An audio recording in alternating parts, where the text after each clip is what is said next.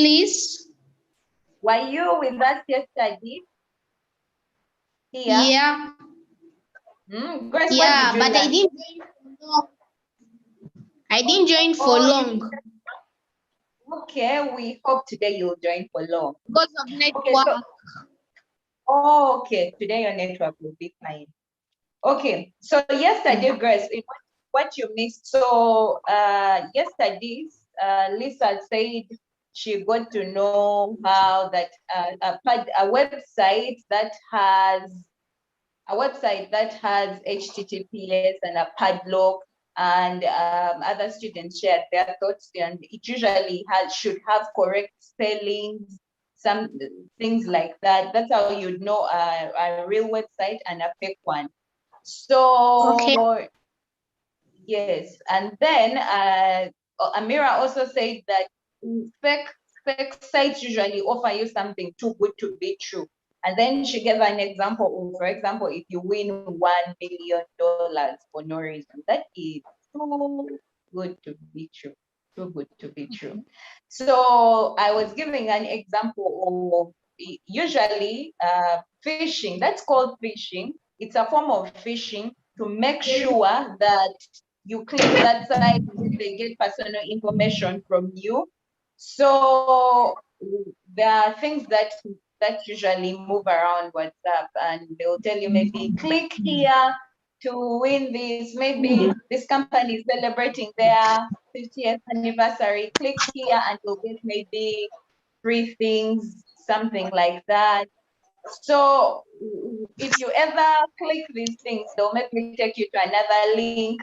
And then in that link, they'll tell you maybe spin something. And then maybe you'll spin and you won a phone. And then they're like, okay, so to get the phone, first share this to all your contacts, things like that, that never really end. And that's how these messages move. But in the meantime, they are extracting data from people.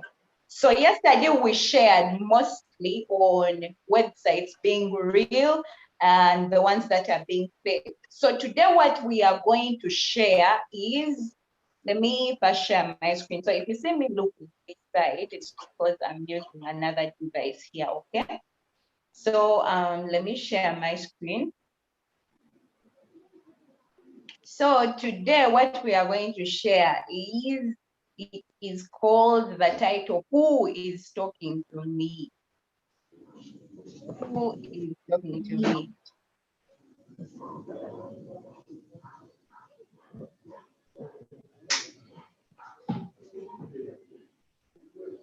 Okay. So my screen, I think you all can see it. So today, what the second lesson today, so we are sharing, we have been sharing, this whole week we are going to be sharing about the internet alert. So number one of the ways you can be internet alert is to, number one, you have to make sure you know which websites are real and which websites are fake. Another way you know who is internet alert is to know who is talking to you. Because scams usually, yes, they're going to come in terms of fake sites, but they're also going to come in terms of fake people. Because just like someone can acquire information through a fake site, your information through a fake site is the same way someone can come to you and get details from you that are personal. So today we are sharing who is talking to me. So, okay, so and then we the objectives especially are to know, number one, to understand that the people contacting you may not be who they are, how and why. Has anyone ever had to deal with a scenario when maybe they talked to someone online, or maybe you know your mom or your relative? Has anyone ever had to deal with a situation where you know that maybe it was you or you know someone who was contacted and they were like a fake person. It was a fake account. Has it ever happened to any of you guys or anyone you know? Yes. Anyone? Yeah. Yes, yes. What was the scenario in that case? Give us an example of what exactly happened that time. As my mother, they were Uh, telling her that her line is off. It's not going to be working for a long time. And they wanted her to pay some money so that they can get it working again. But she just put the phone down and let them talk. Okay. So she just put the phone down and she let them talk. Okay, that's how she reacted. Anyone else? Maybe a very similar situation. Has anything like that happened to anyone you know?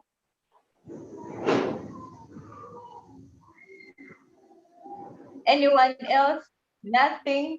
No one knows anyone who has ever experienced that.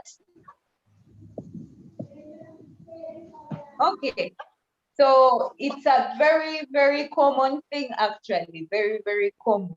I think most of the people who own phones and they have lines, those things happen. If such a thing has never happened to you, well, you are so lucky that you're getting to know these things now, because the instance Amira has given, this is one of the ways people know how to steal money from people. And then there are very many people who have actually been affected by this. That is why nowadays even telecom companies will send messages of, be alert, please do not share your PIN with anyone. Why? Because these things happen. Now the funny thing is they happen a lot, but even in happening a lot, people are always falling victims to it. So for you, you may feel like, yeah, who doesn't know those people are fake? Yeah, but there are people who are always falling victim to it.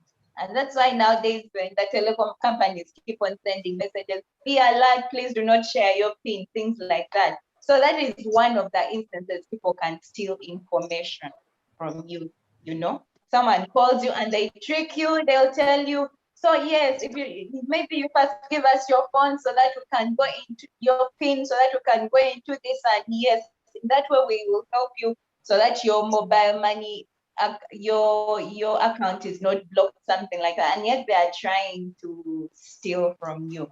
So that is the way people can steal from you. So now on phone, unlike online. So on phone, you may hear someone's voice. You know, if someone gave you the phone and then told you your mom is talking to you, you know, when you hear the phone, you may from the voice of your mom on phone, you may feel like, no, this is not my mom. So that is a way you can know on phone. But what happens when you come to online? Because the way they treat people offline on phone is the same way people are tricked online. So online, you will not even know that, oh, this is it's not my mom's voice, what. So that something can happen. So online, the commonest way is for someone to, Grace, we are having a lot of noise coming from your side. Could you maybe unmute and then could you mute? You'll unmute when you want to talk. Is that okay, Grace? Yeah. Okay. Thank you. Okay, so online, you never really get to know that this is not my mom, because someone may come and, you know, put a picture of this looks like, you know, they'll maybe get your mom's picture anywhere, maybe on social media, and then they'll try to use these very things to come and talk to you, you know, someone masquerading as your mom. So today, which is what we are going to learn. So can I have Jesse reading for me the first lesson goal? Then I will have Grace reading the second one. Then Precious will read the third one. So yes, just so you can read the first one. that people understand that people contacting you, you may not be who they say they are. Yes, yes, that is true. They may not be who they say they are. Don't always assume that whoever is contacting you is who they say they are. Can I have the second one being read? Yes. Who is reading number 2? Grace, is it you reading goal number 2? Grace, can you please read the second lesson goal for today? Yes, Grace.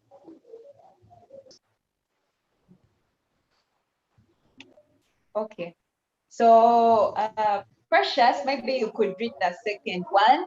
Then I will have Lisa reading the third one. So, Precious, could you read the second lesson goal? People should be sure that the person is who they say they are before replying. Ask. Okay.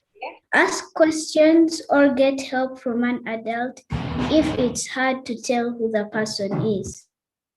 Okay, yes. So by the end of this particular lesson, we should have, we should have accomplished these goals.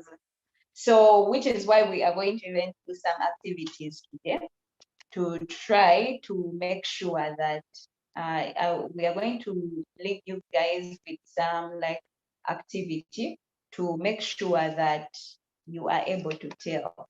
Okay. So, yes, let's talk. How do you know it's really them?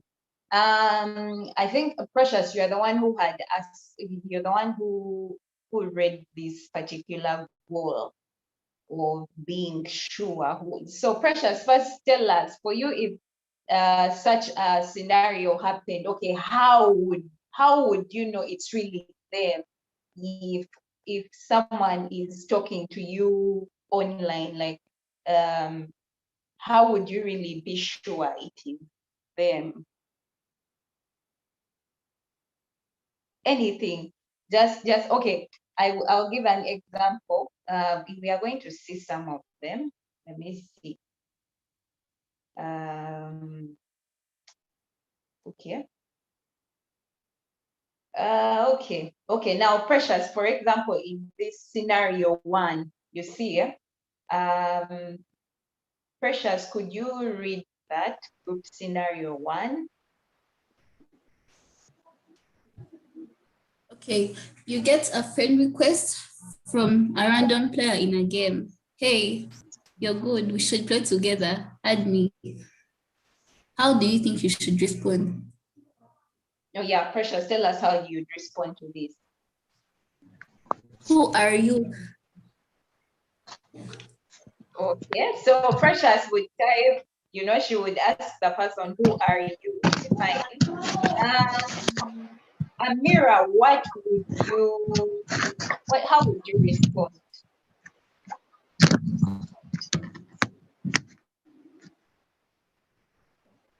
Yes, Amira. Amira, how would you respond?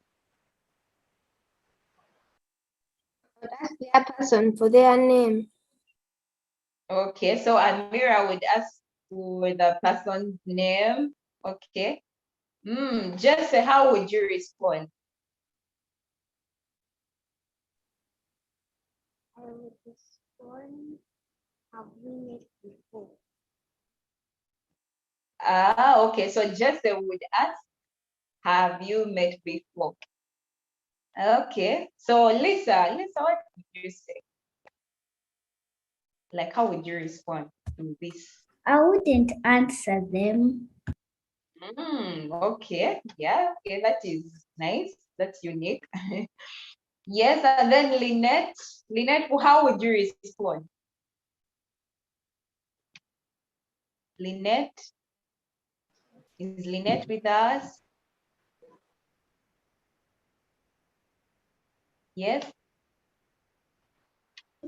Okay, so Lynette is not with us. Grace, yes, Grace, I think you're the only person it would not good. Grace, for you, how would you respond to that?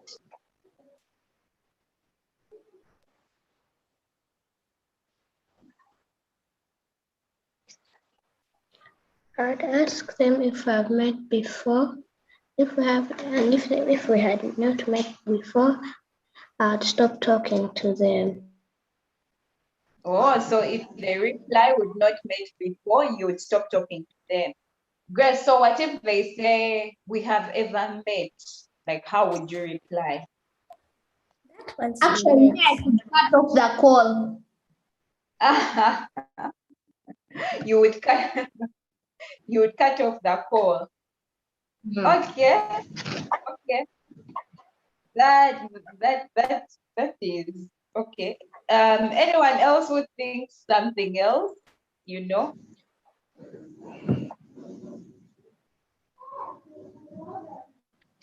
Anyone else who thinks something else? Okay, so from what I've noticed, most of you would have maybe asked like in the ask a question, have we met before? Or who are you? Something like that. And then so okay, so Precious, you're the one who asked who are you? You know, that's what you say. So supposing they said a name, say someone you know, like let me okay, Precious, supposing they say someone you know, maybe something like your cousin, how would you respond further to that?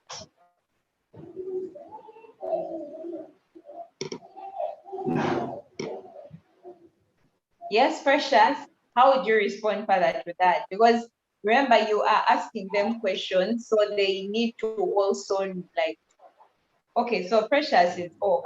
So Amira, you would ask them for their name. That's what you said, right? Yes. So supposing they told you a name that maybe is your cousin's name, how would you further respond to that?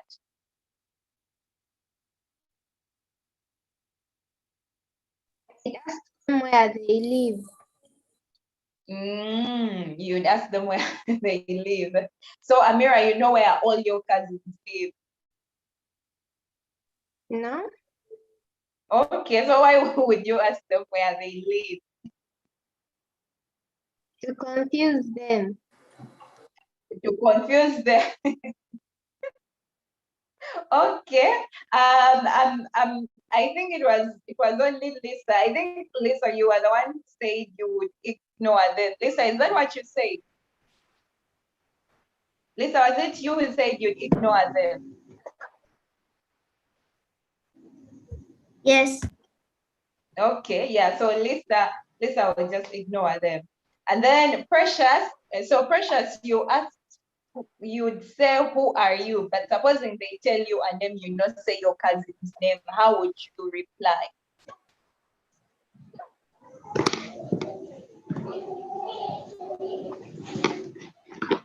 I'll ignore them. Then I first go to my cousin and ask if they're the one who sent me that message. Yeah. Okay. Okay. So that is nice, bro. That's genius. Yes. So yes. So I look at it and I'm looking. So yes, you have shown like three approaches, three scenarios. So number one, you're either ignoring them because honestly, if they really care, maybe you'll still hear from them later. You'll be like, yeah, I remember I sent you a message and you just ignored. So someone will maybe say that, or you'll just get to know somehow, you know, or they will try again to hi, you know, something like that. But then someone who is fake can also do that. Okay.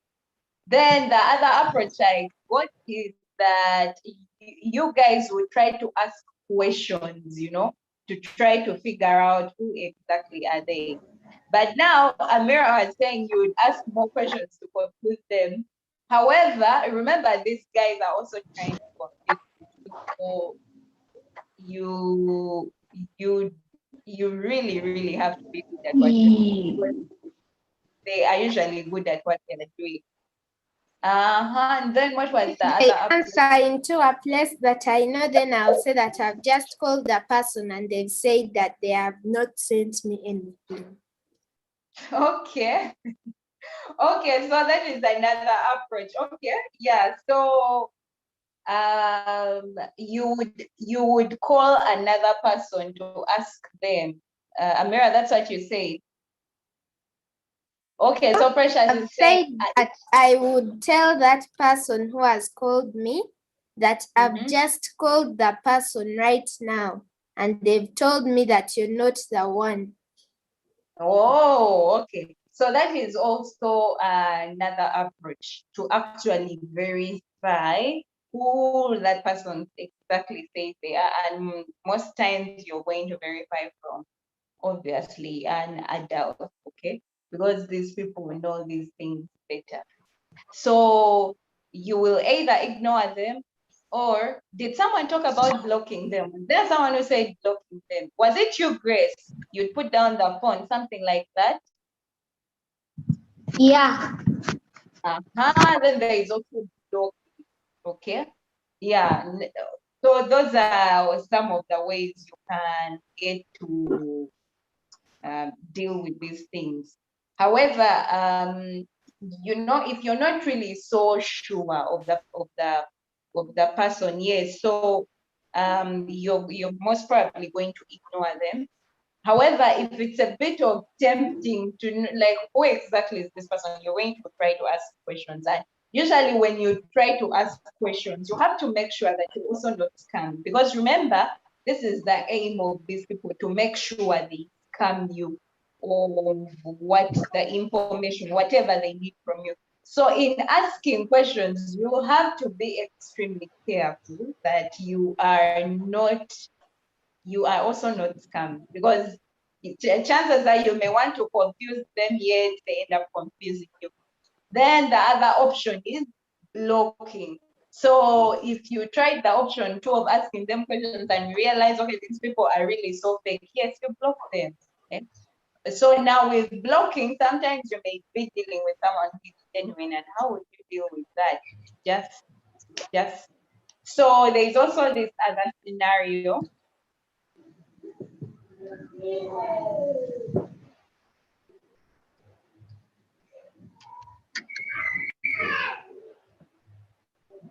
So in scenario 2, Lisa, could you please read for us scenario 2?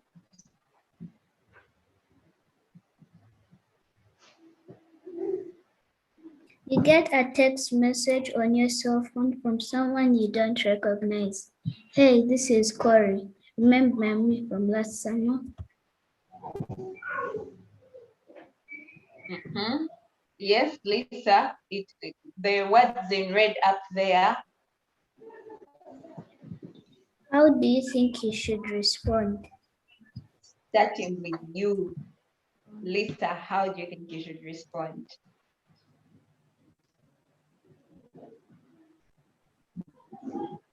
I'm not really sure, but I would not type.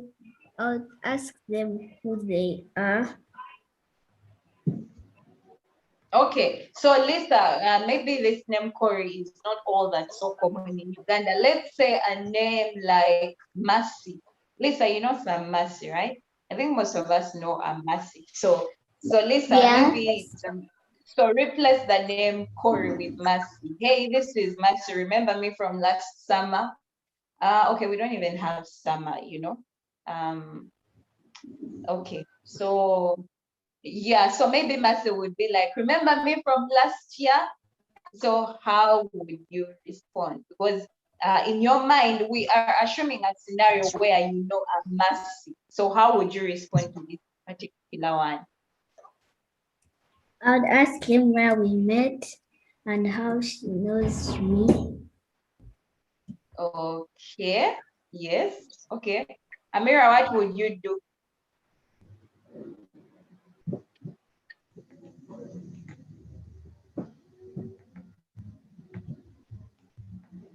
Just say what would you do? I'd tell them that I don't remember them.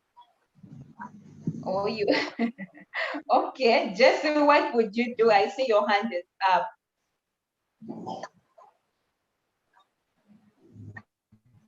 I would ask them lots of questions to see if they really know me. Okay, so yes, Jesse would ask lots of questions to see if so basically all of you so far who have spoken would use the approach of asking. So yes, Grace, what would you tell Mercy?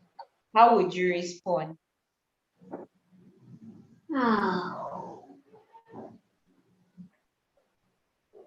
I could send them a text message.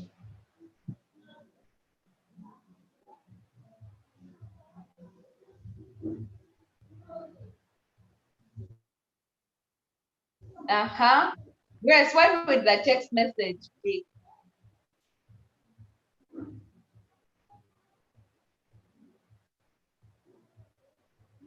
Yes, Grace. Grace, what exactly would you say in your text message?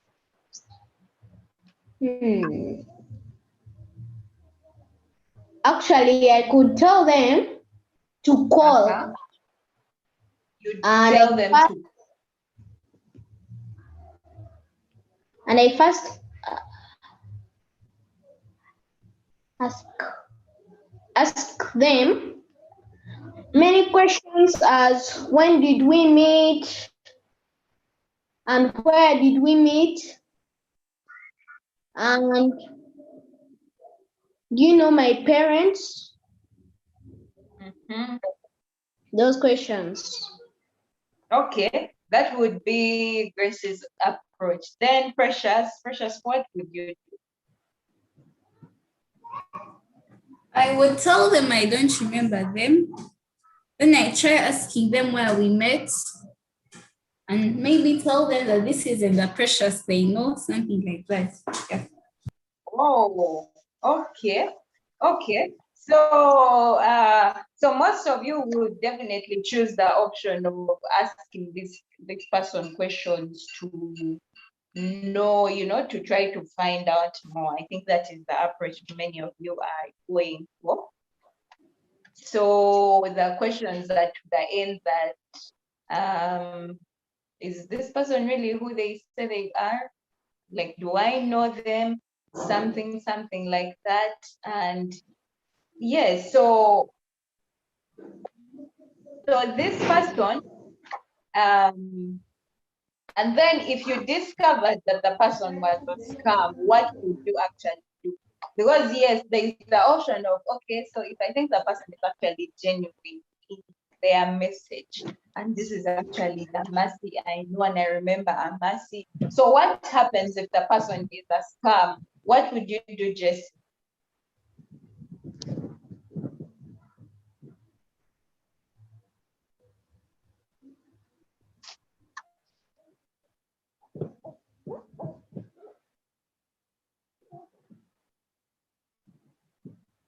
Yes, Jesse, what would you do if you discovered this person, this Mercy was a scam? What would you do?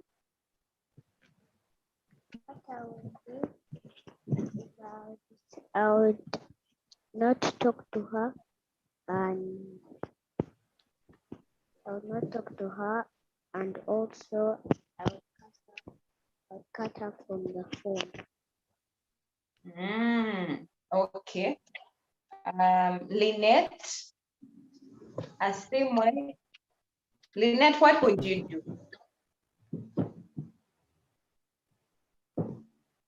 Lynette, anything you do? Lisa, what would you do if the person is fake? If you think like this person is really a scam, now what would you do?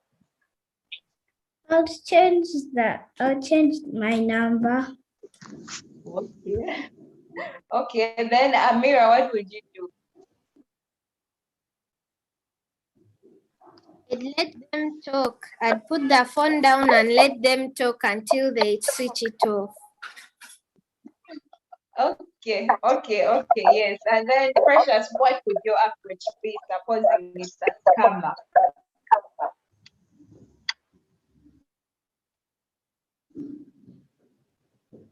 Yes, Precious, if it turns out that the person is scamming, what would you do?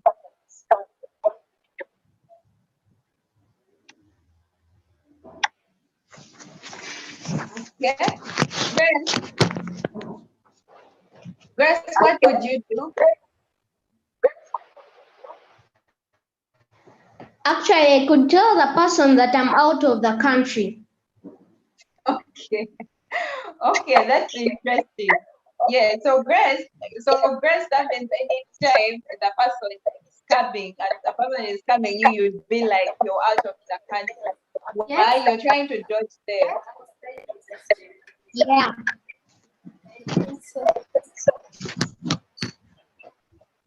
Grace, there is a lot of interference coming from your side. So when you're not speaking, you mute. Is that okay, Grace? Okay. Okay, yes. So Grace, you would tell the person you've left the country. I think, in my opinion, that's a way of the scammer actually being more interested in you.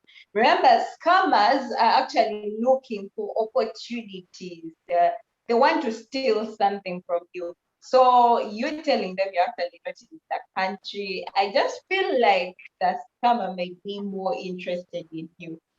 And then Lisa, you said you change your number. Lisa, so every time you get a scammer, will you always have the privilege of changing the number?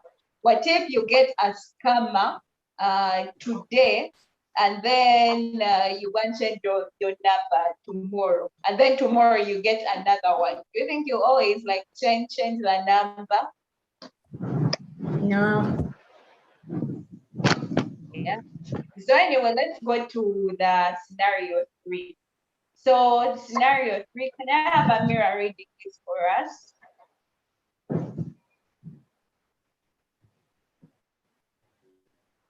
Amira, please read this for us.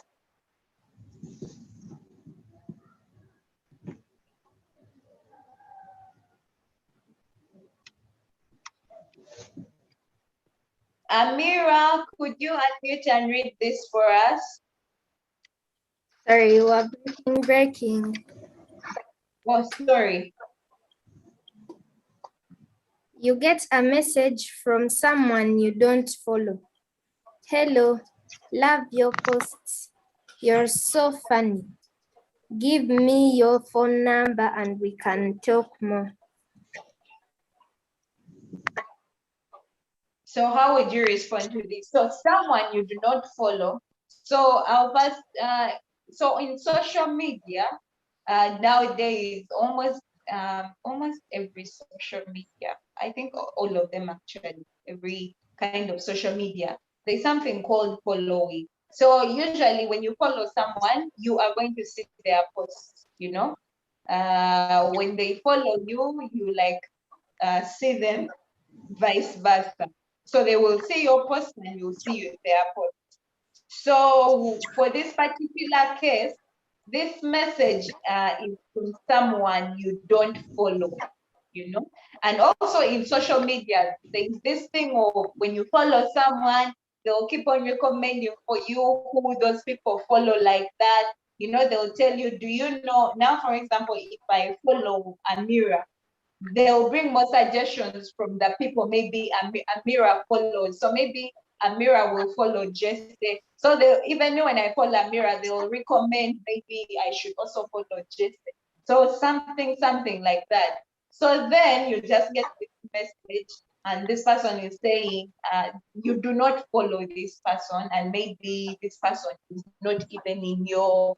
There's something called mutuals, that the people whom you share. So for example, if I follow Amira and Amira follows Jesse, now I will be, Jesse may become my mutual, I'll use the term friend, but it may not exactly be friend. So Jesse, like there's a connection between Amira and me, and a connection between Amira and Jesse. So Jesse becomes mutual to me, and I become mutual to Jesse, because we all know someone in between. So this message is from someone that you do not even follow. That means this person most probably does not have any mutual, I'll call it mutual friends. So how would you respond to this? Starting with you, Amira.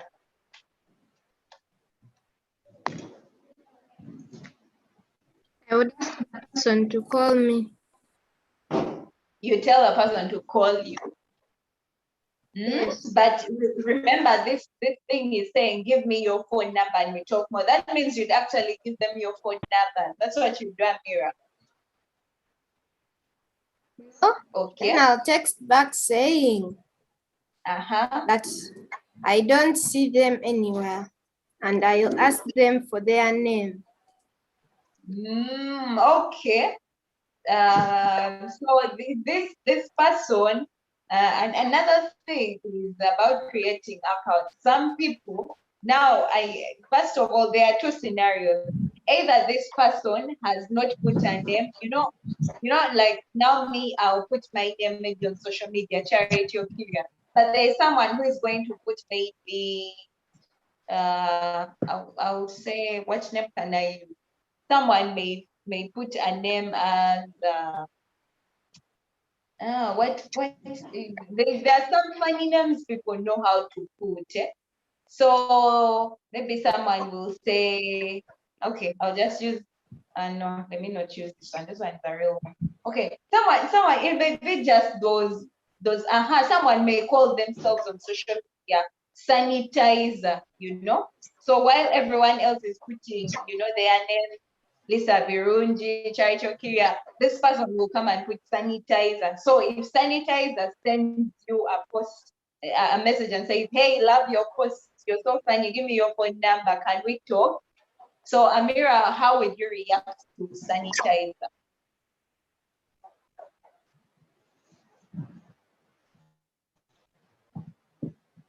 Amira, what would you tell sanitizer? I tell him or her that I don't post so many things. Okay. Okay, so Grace, what would you tell sanitizer? I could tell him that I don't have a phone number, I don't have an account, and I'm not willing to talk to him.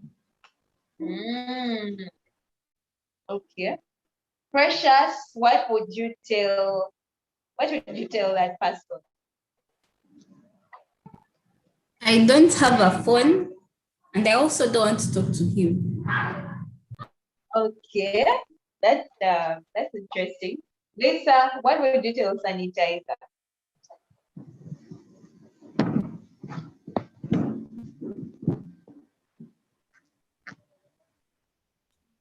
That I don't have a phone, and I wouldn't want to talk to him. Oh, okay. Just say for you, what would you say?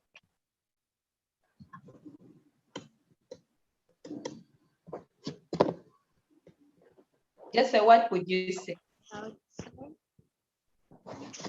would say that I don't know you and I've never met you. So how do you know me? And I also Oh, okay. Okay. That's also interesting. Lynette, what would you say? Lynette, I would like to hear what you say. Also, Lynette, if you have maybe issues with the audio, you can just chat. You can engage yourself in that chat section in case you're not able to, your audio is. Oh, okay. Lynette, were you saying something? Lynette, what would you say? Okay. I wouldn't give her my phone number and I wouldn't talk to her. Okay. Yes, so when someone comes, number one, they're not using their real name, no, someone called sanitizer. They call themselves sanitizer. And then they come and they send, and they're like, give me your phone number. So You're you breaking. have to. I clearer now.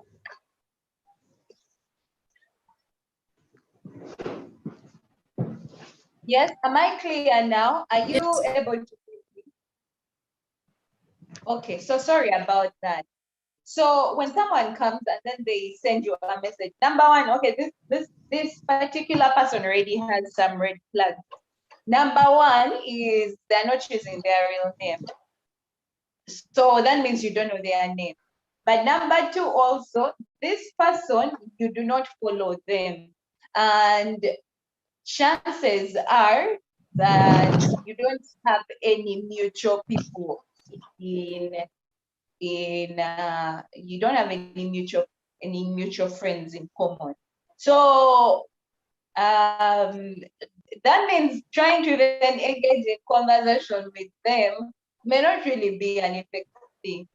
So because the more you engage in conversation with them, anyway, if it helps you see that this person is really like a scam, okay, yes, you maybe took some time to realize that, yes. So you have to make sure actually the person that is for you, because this person is clearly interested in getting to know your personal information. They're asking you for a phone number. Phone number, really someone you do not even follow. Okay, so that already has its own red flag. Yes, so you guys gave, I think most of you, it was, you would actually reply and say something like, I don't know you, something like that. And then what did I don't think anyone talked about blocking, but yes. So such a person, they're clearly so interested. Now, when you realize they're a scam, you have to make sure that you are blocking this person. Then we have scenario 4. So in scenario 4, can I have Grace? Grace, could you read for us scenario 4? You get a chat from someone who you don't know.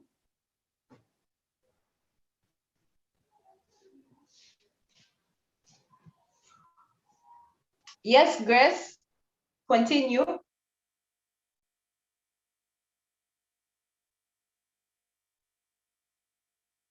Grace. Okay, Grace has muted. So can I have someone try to complete this? Lynette, please finish up this question.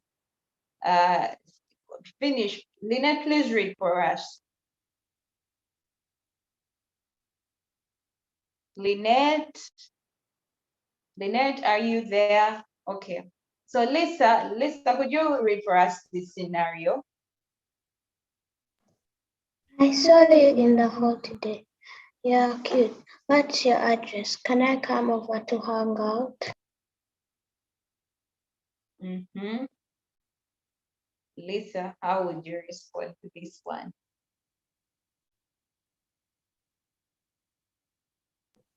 I wouldn't tell that person my address, and I'd stop talking to her. So Lisa, that means you'd not even reply back. Is that what you're saying? Yes, Lisa? It's not me, it's Lynette. Oh, it was Lynette reading. Oh, so sorry. Lynette, you're the one who read for us. So Lynette, would you reply back? Like, because you're saying you'd not send that person your address, okay? So that means you'd not even send any message of, I don't know you, nothing. What would you do, Lynette?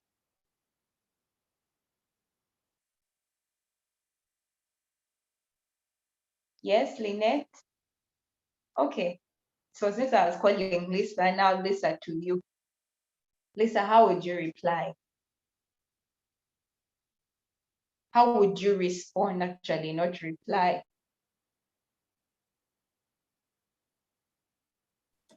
Well, I would not give them my address, and I'll type to them, I don't know you. Please give me details. Okay. Okay. Jesse, how do you respond?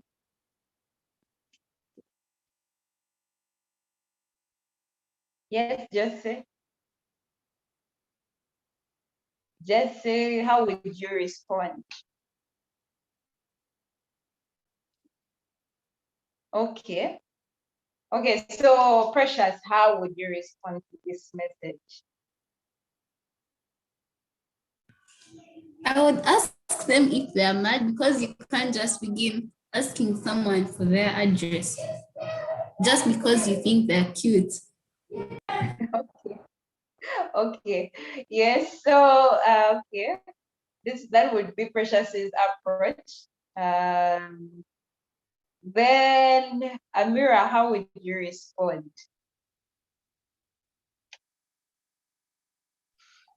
I would not respond anything and I'll block that number. Oh, okay. Grace, how would you respond to this text?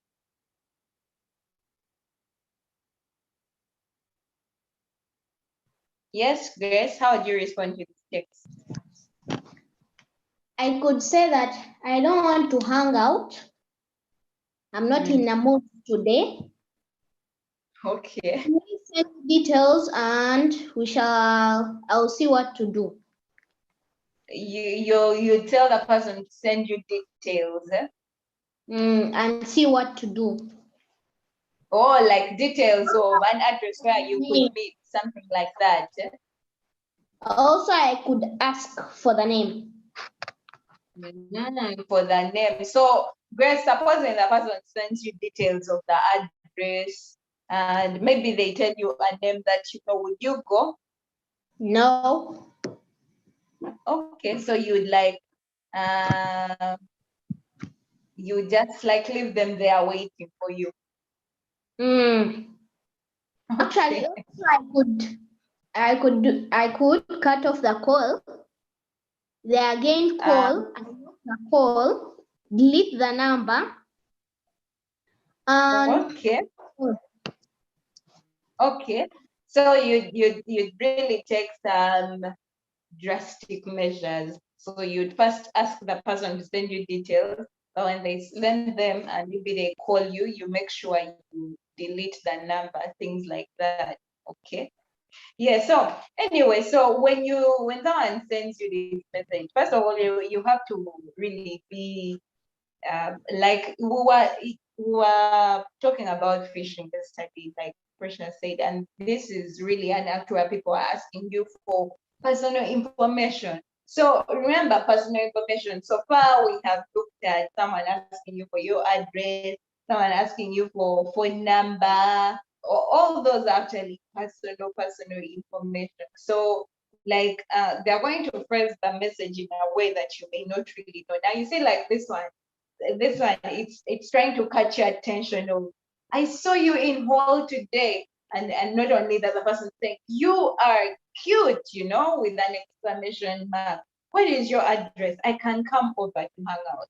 So they are even trying to distract you from, because honestly, if someone came and asked you, Precious said she would ask that person, are you mad? So Precious just really saw it that it's really something, because this is someone you don't know. So Precious really just saw it that, okay, I think you're mad. She just saw it because like asking for an address is really personal.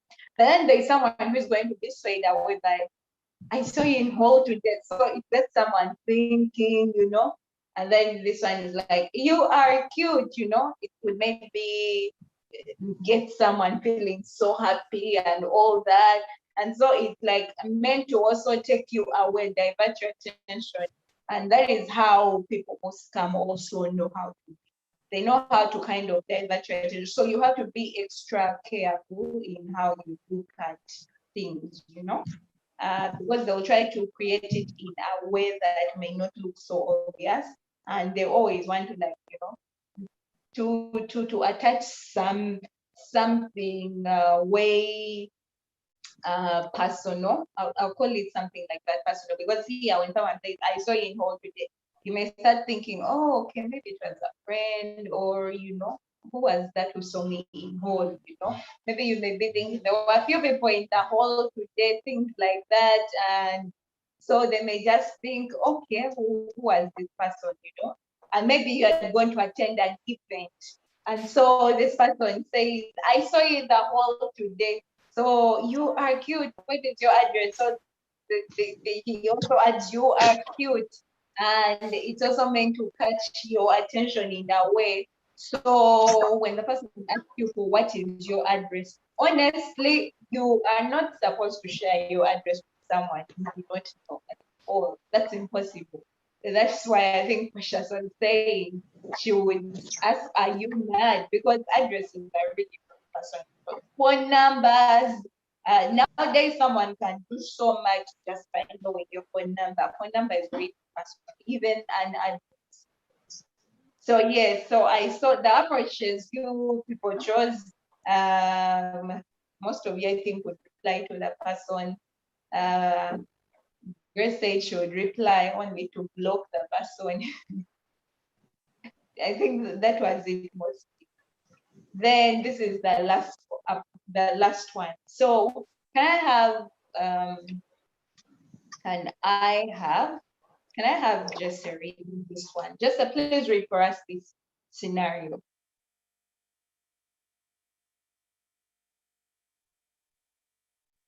Jesse, are you there? Yes. Do you survive? Yes, please read for us this scenario.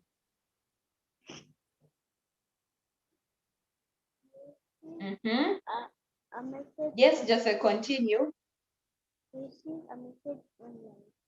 Hey, I just met your friend Sam. He told me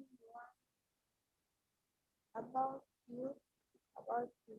I want to meet you. Where do you live? Yeah, so just say, how would you respond to this message online? I would respond. I would respond if I really have a friend Sam. Okay, so Jesse would only respond. So, but now Jesse, in responding, how would you remember? These people usually these people already know some information about you. That means they are going to obviously know that, okay, now remember online, you already have friends online. They may not really be your real life close friends, but they are still your friends, okay? So online, someone, now they can just go and look at your account online and they see, okay, so he has maybe 200 friends, and in those friends there is a something like that. So just say how exactly, supposing you actually have a friend called Sam, how would you respond? And maybe this Sam is also your online friend. I would respond if I've met or if she knows where I live. Because usually my friends know where I live. Okay, that's beautiful to know. Amira, how would you respond?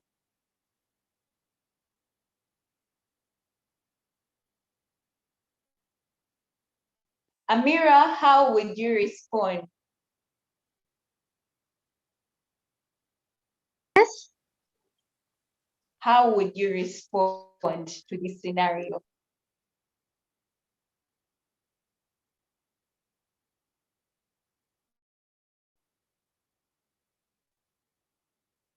Yes, Amira.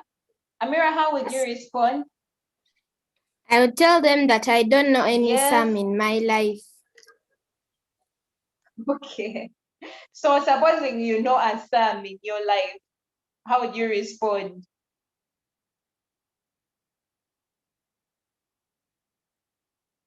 I tell them that I don't remember. Okay. Yes. So then, Grace, how would you respond to this scenario? I could be like,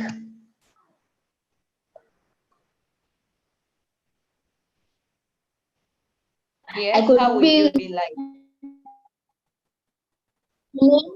where does Sam live? And can you send me the number of Sam? How does he know? Okay. Okay. Okay. Yes. Then Lisa, how do you respond? I would call Sam and ask if he or she knows that person. Okay, that's interesting. No? Yes, Lynette, how would you respond to that situation?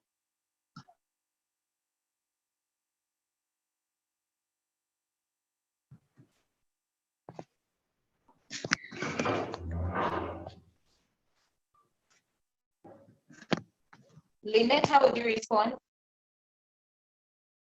Precious, how would you respond? I would tell them that I live at home. And I don't just That tell you people. Oh, okay, yeah. So Precious would be like, okay. Okay, yeah. So Precious would just be like, At first first, ask him there is a lot of which friend told. background noise from your I'll first side. ask You Sam unmute. if it actually told that person about me, and then if Sam isn't real and is just made up, I wouldn't talk to him. Oh, okay. Okay, so what most of you guys are saying yes. So I think I had people would first go to contact Sam if it's really true, and then some people would just not really give the address, something like that. So what happens online is that now for this particular message, it's an online message, and the person is like, "Hey, I just met your friend Sam. She told me about you. I want to meet you. Where do you live?" So clearly, this person does not know you. But however, the person is interested in knowing you. So the person is asking, where do you live? I want to meet you. Now, you must never share personal information online, especially to someone, most especially to someone that Someone you who know. you don't Actually, never. know. Yes, you don't share personal information online to someone you do not know. So how would you first, now for this person you really don't know them. For the other people, maybe they were maybe now for example the one who said, "This is Mercy, I did this." So Mercy was trying to create an impression of Mercy was saying, "I met you last summer." So clearly Mercy is saying, "I know you." So what happens when someone is claiming to know you? So you are probably going to have some backup checks. So maybe if Mercy knows someone or Mercy claiming to know someone, yes, you can call the other person and maybe ask. But now for this particular case, this person is saying, "Hey, I just met your friend Sam. She told me about you. I want to meet you. Where do you live?" Now, this person clearly just doesn't know you, but the person wants to know you and what. But the person is asking, "Where do you live?" Address a person. You do not share addresses online. Numbers are personal. Phone numbers are personal. You do not just share them online. You'd only share them for particular purposes. Something is professional, right? But really, like on social media, no, you should never really share a phone number and all that. So this person doesn't know you. So maybe if you really have that time, try to chat and tell these things. But clearly, this person, so this person, yes, you can block the person. You may not even need to know what exactly the person is trying to say, but because you already don't know this person. And the person did not even start with an introduction. So usually before someone tries to, ask you for information, it would be in the best interest and just out of kindness and, you know, to kind of humble themselves to say, hey, my name is Charity Okiria. I met your friend Sam. Maybe you say Sam, the one who does this. You know, you have to introduce yourself. You introduce yourself, you'd have to introduce who Sam is, you know, and then maybe, and then, yeah, so Sam told me about you, you know, and then you don't really have to ask, I want to meet you, where do you live? No, it's in the interest of the person receiving the message. It's like, okay, Sam, yeah, Sam, maybe this. And someone starts to ask you, especially personal information in just one line of text, one sentence of text, that person is most probably going to be scamming. Okay. So this was the last scenario. And yes, so anything you guys have learned from this lesson? Amira, what have you learned?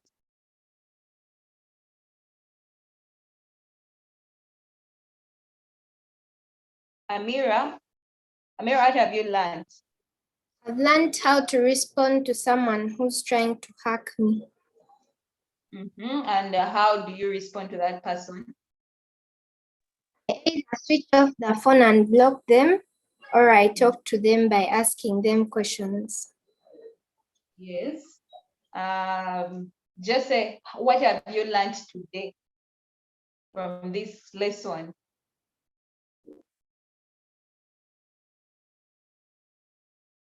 Yes, just say anything. Just say, what have you learned? Just so you can unmute. I have learned from this lesson. You have learned that what? I have learned Mm-hmm. that I've learned how to ask people questions to see if they're telling the truth. Okay, and how would you ask the person questions to see if they're telling the truth? Give like maybe a scenario.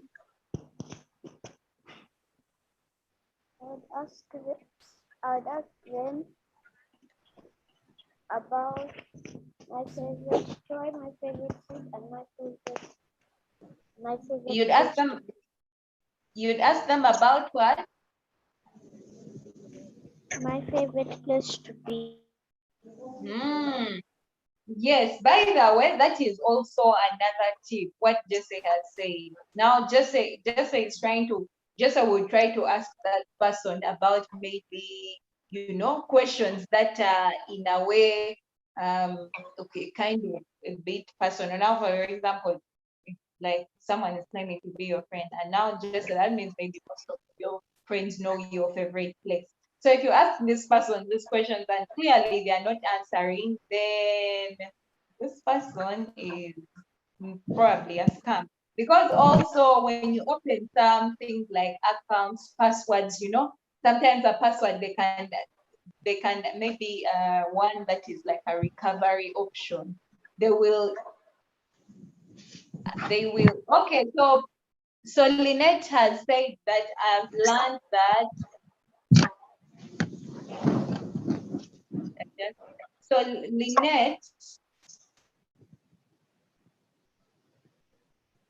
Lynette has just said that she has learned that not everyone is as they seem. People may be lying. That is very true. Yes, not everyone may be. So I'm glad it achieved that goal. So Jesse was saying she would ask questions like what is my favorite place to be? So usually when you create an account online, you know, they will even ask you these personal questions or supposing you forget your password, what is the name of your pet? So that maybe you can put them as recovery options. So anyone, for example, if you forget your password and maybe someone is trying to get into your account through those recovery options, whenever they say, okay, what is her favorite, you know, animal, something like that. Like You're this person breaking. doesn't know Okay, sorry about that. Am I clearer now? Grace, am I clearer Yes. now? Okay. Okay. Yeah, sorry about that. Yeah, so Excuse me, you're breaking. Okay. Are you now able to hear me well, Grace? Yes. Is that okay? Okay, fine. That's great. So when a person does not know those personal details about you, because chances are your friend already knows some personal details about you, you know. So if someone is asking you for these personal details, they are obviously they are most likely a scam. So Grace, what have you learned today? Have learned how to know a person is trying to enter my email or my Mhm. account, Yeah. and And I've learned how to know if the person is really is related to me or not related to me. But and how would you know that person is related to you or not? Like someone would like to know.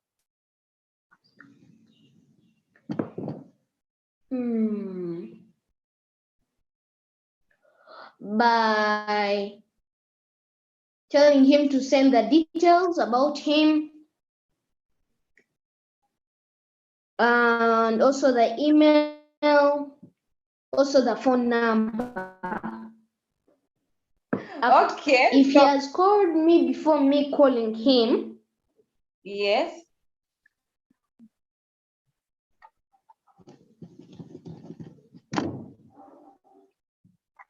So Grace, you'd ask someone for an email, but how do you know someone is who they say they are from an email?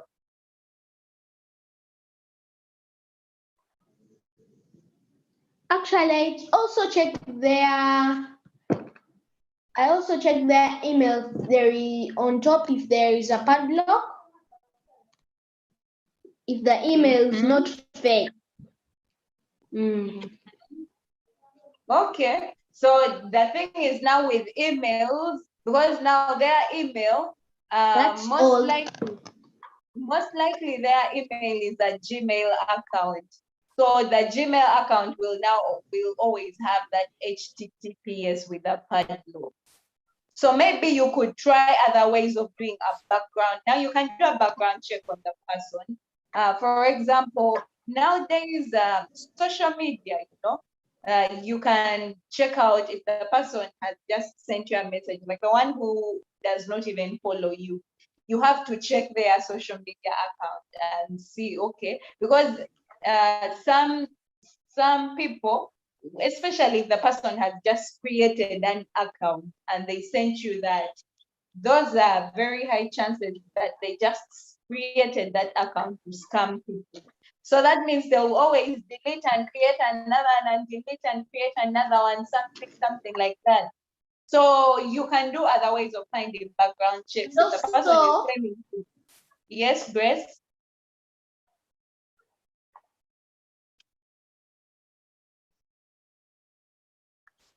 Yes, Grace? Grace, are you saying something? no. Okay. Yes, so there are other ways of doing background checks, You may look, yes, you can. Sometimes you're going to do it online. Sometimes, you can just call a friend, like so and so texted me. Do you know this person? They claim to know you. Actually, And also I then, call my friends to see if they know that person. that's an example of a background check. You see your friends, if someone calls, maybe claiming to be your cousin, you can now go and, ask maybe your parent, do you know this person? They were saying they're my cousin. Do you know their parents? Something like that. Yeah. So doing background checks, you can do them online, you can do them offline. Yeah, so Precious, what have you learned?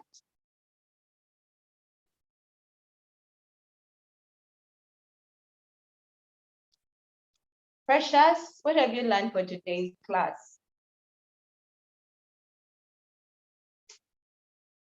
Precious, are you there? Lisa, what have you learned for today's class? I've learned that not everyone is what they seem, and you shouldn't let them get your personal information. Yeah. So don't just never share your especially on social media. Just do not just share your personal information because not everyone is as they seem to be. Okay. So just have you told us what you've learned today? Amira, have you told us what you've learned today? Yes?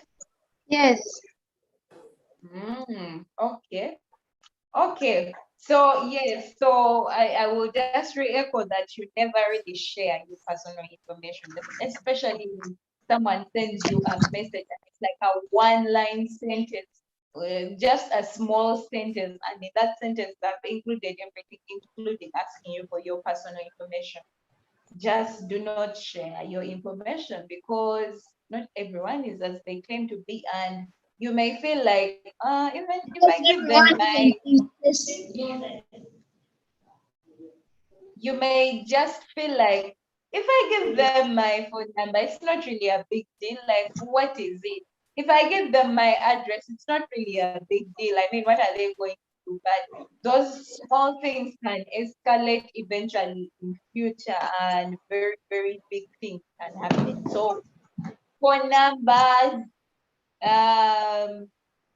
addresses, all kind of personal information. You do not just share that information online. Is that okay? People So who this you one, don't trust and you don't know. yes. You have to first verify that a person is who they say they are before you can let them in on anything, your personal life. Is that okay? Okay, Yes. so this is it for this lesson. I will hand over to my co-trainer, Edith. Edith, you can take over. Thank you, Charity. Could you kindly share your screen for the other? Because my PC is doing things I'm not understanding. Okay. Okay, and I hope everyone is fine and I've heard all your views. Let me hope we still be as active as you have been.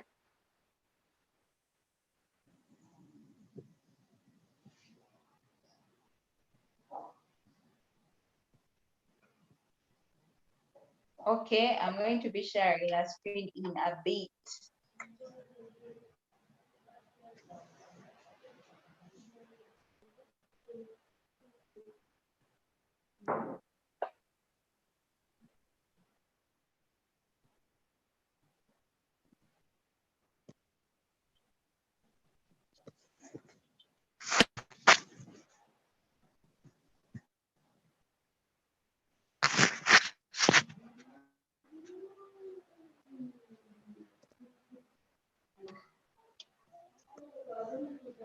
Okay, thank you very much.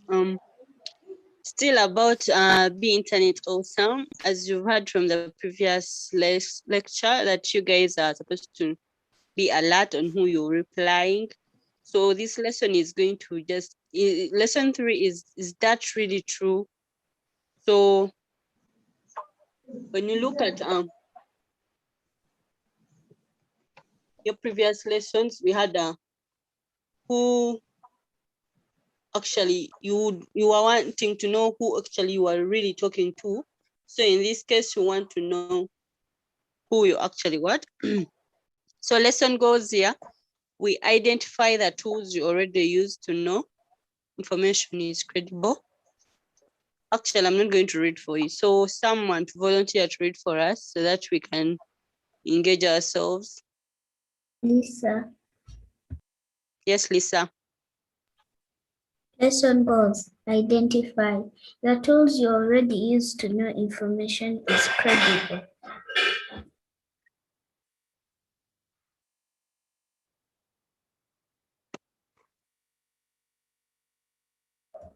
Hello?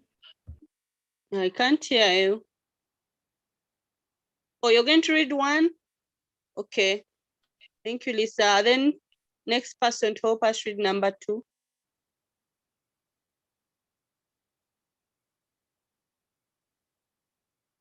Should I be mentioning names or someone's going to volunteer?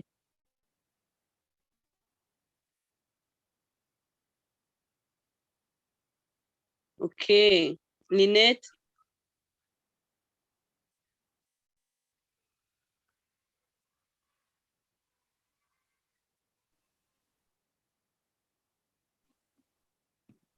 Consider how certain things like expertise and motive affect credibility. Thank you. Number 3, Amira.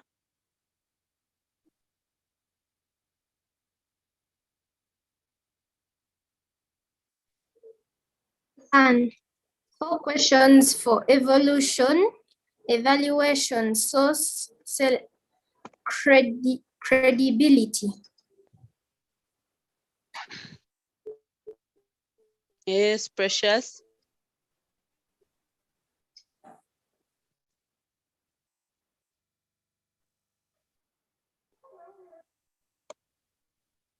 Precious there.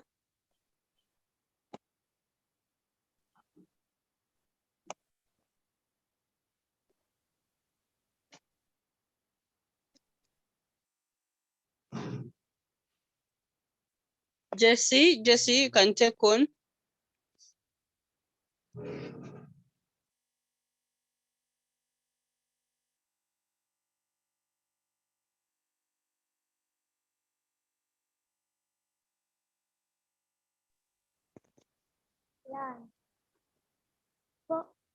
Learn 4 questions for evaluating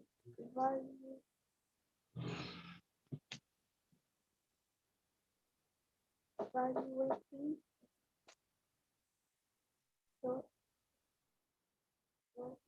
You're so low.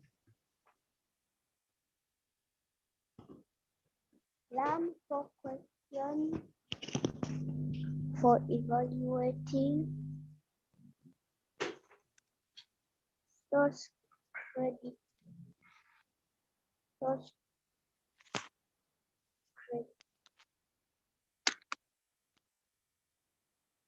credibility. I don't know if it's my phone, but too low that I can't hear you. Let me hope you've read number 4, which is understand that a source that's credible on one topic is not necessarily credible on other topics.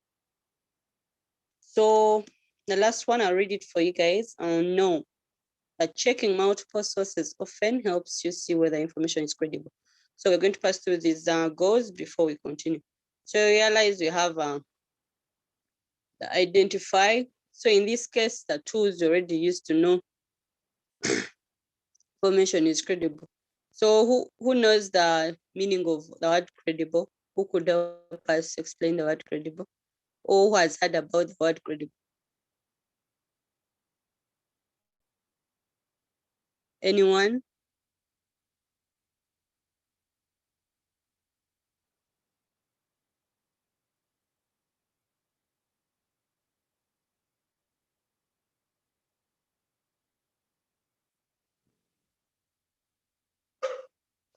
Okay. On being able to be believed.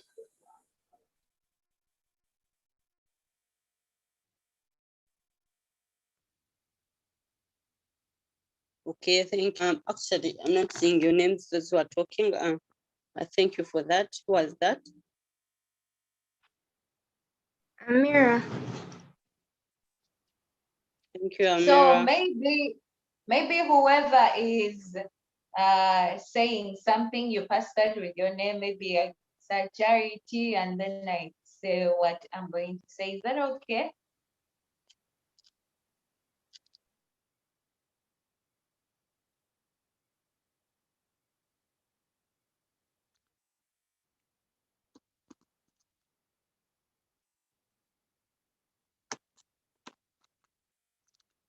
Okay. Amira, Yes. Yeah, Amira. capable capable of convincing people that something will happen or be successful. Okay, that's good. Anyone to add on that also?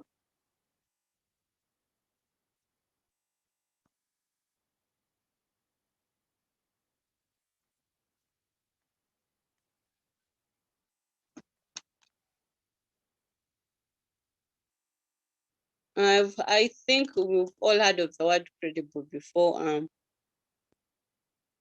Maybe you've used incredible, or you've watched movies where you actually, some of you have watched Incredible, so like unbelievable. So as we are going through this, we're going to know which kinds of tools you have to use to know that this information I'm getting is what. So when you have now here you have to consider how certain things like expertise and motive affect credibility. In this case, every day you make decisions about what you believe and what you don't believe. So it has to give you a clue. Sorry about that. So, and you have to know what exactly is supposed to know or make something, like making something.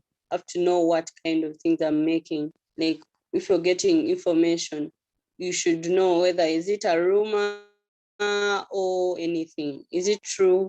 Is it like, is a friend of yours lying to you, or maybe you've heard of something? Have to first get to know the source, like what is it really like? Is it right or not? So when you're learning these 4 questions for evaluating source credibility, you're going to have these 4 questions for you to think of those scenarios, what you would do about it and what you wouldn't do. Then you'll be able to understand that a source that is credible on one topic is not necessarily credible on other topics. Because you might find, like, if someone knows something about you, they may not know the other part, like what you know about a person. For example, if you know a classmate is really good at something or has a history of being trustful, you can usually tell when they are serious or joking. So here, after all these 4 questions, you'll be able to tell. So, and also if a person knows anything they know about you, so maybe if your teachers know that when you sit at the back, you won't be able to get to understand or what. So that can also be part of it when you try to understand.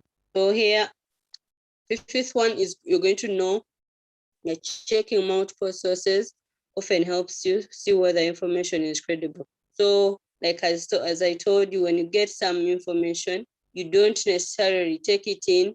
You can always check out on other sources. You can always, maybe if you're getting some, now people who do research, they normally get information from one site to the other so that they compare and be able to do what? To understand, to get the credible information. So let's talk here. What makes something or someone credible or trustworthy? So here we are talking. I want you guys to be part of this. What do you do when you're trying to decide if someone is telling you the truth? When you want to know whether the person is telling you the truth or not?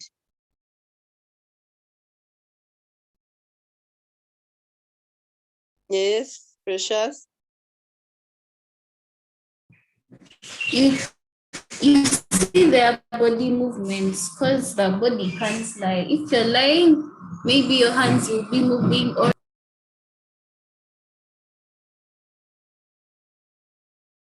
Okay.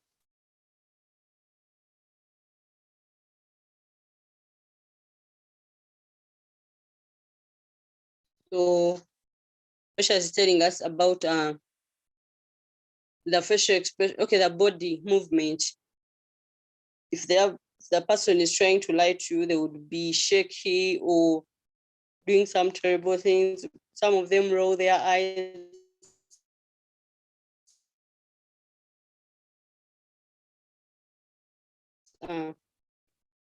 Anyone?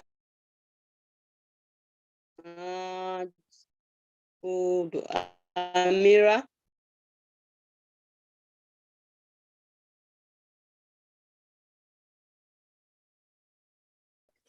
Sorry, I couldn't get you. You were breaking. Okay. So here we are trying to chat like as a group. What makes something or someone credible or trustworthy? Like, how do you know that this person is believable or not? Or they're lying to you or not? Or they know anything about you or not? They'll try to rush you and convince you in any way possible.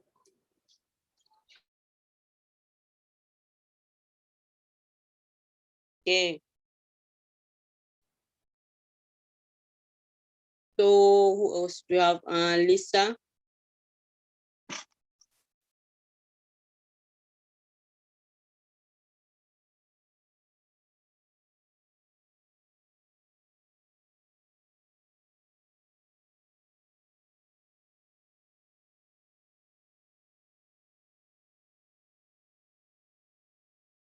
Lisa? Pardon? What makes you think that this someone is trustworthy? The person you're trying to talk to or the person trying to talk to you? It's through their behavior, how they have been acting in the past. Their actions? Okay. We have Lisa is done. Grace?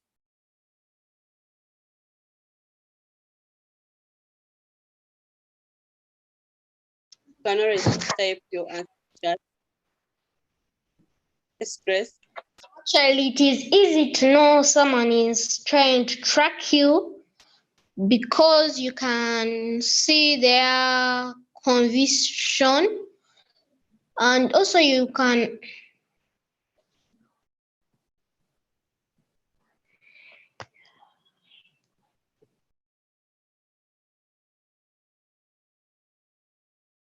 Your, okay, your answer was incomplete, but at least we talked about the the body reactions and all that. So our next slide, please.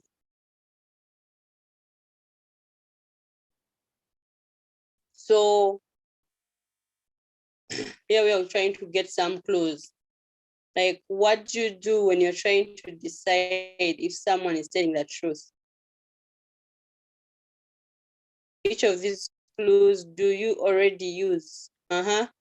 Someone talked about the body. So what do you already know? Like from those 4 answers, guys, what do you always do to check out? Which clue do you always use?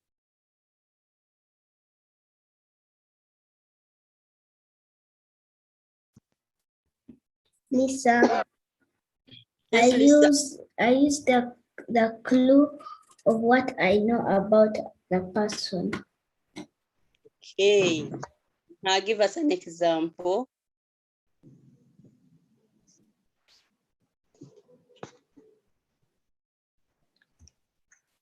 If I know the person shakes their hands when they're lying,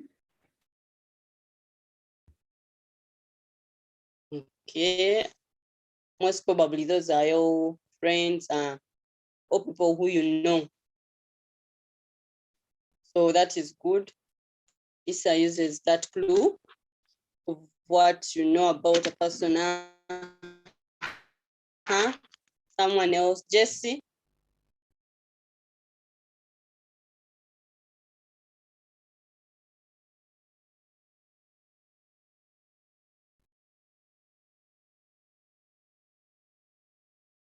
Is Jessie there?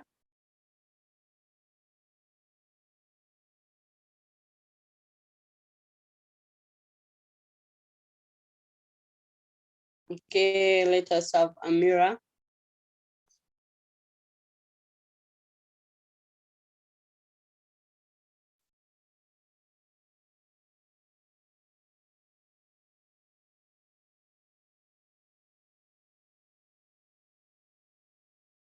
Mira, which clue do you already know? Like among these 4 clues, which clue do you use?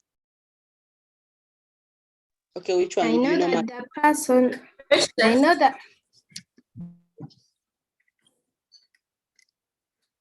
that the person usually blinks a lot when they are lying.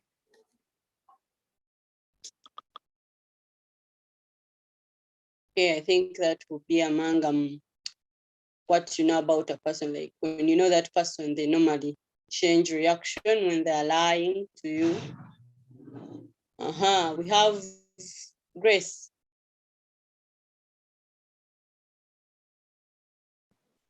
I actually know a person when his actions, his face, through his face and through his eyes. Okay, that is tone of voice and facial expression. That is good. We have who else? Lisa mentioned Lynette.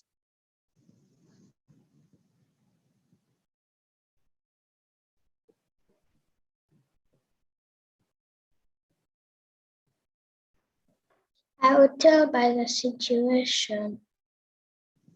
Give us an example of that.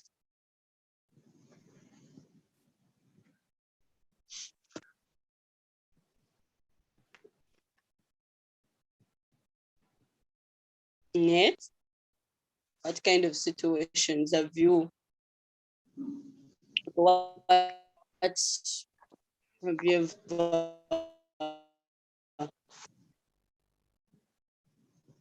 Okay, shall a clue about situations. We shall explain that. Then Precious.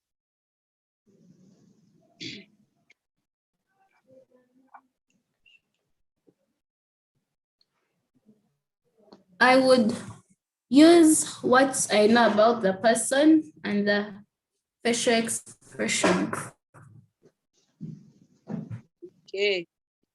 So you realize like when you know that person, you can easily tell when they are seriously lying or when they are serious telling the truth or lying. So even the tone and facial expression, you normally have friends you get to actually have friends or neighbors you sit with in class. So you normally find it that when they are trying to lie to you,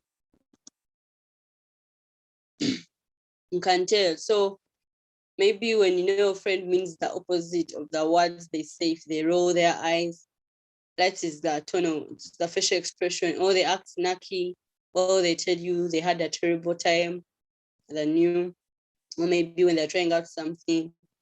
Then situations.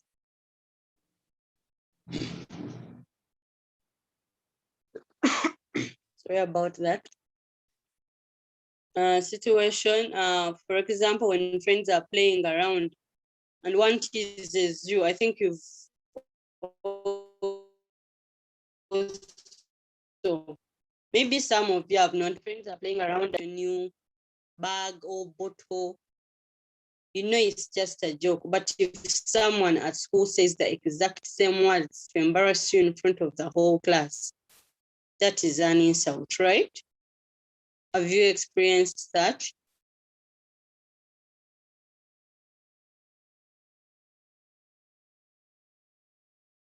Yes, anyone? Yes. Yes, tell us please, Pressure. Precious. Yes, you can tell us something.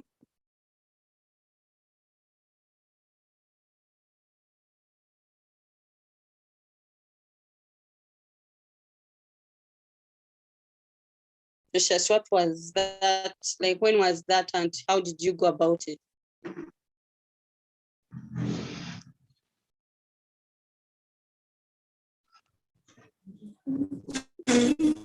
I tease them back.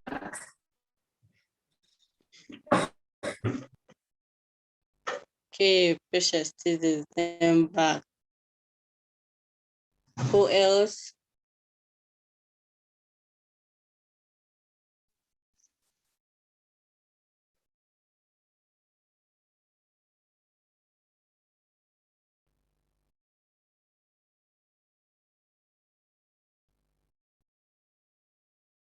Okay, Isa, anything to say?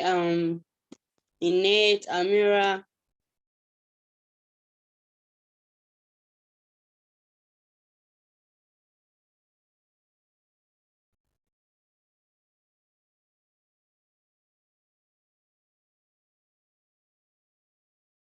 Okay, so when we hear things from maybe from a media, maybe like a video or a person from TV or website, and like we don't personally know the source and they don't know who we are.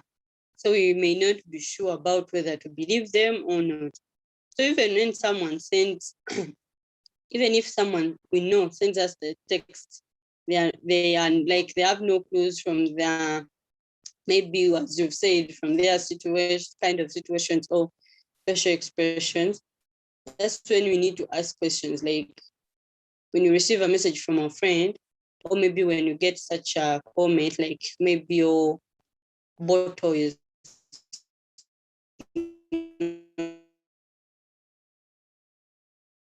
not good as the other one you had last. Why would you even you get? So you always have to know when you are trying to like when you're trying to decide if someone's saying the truth or not.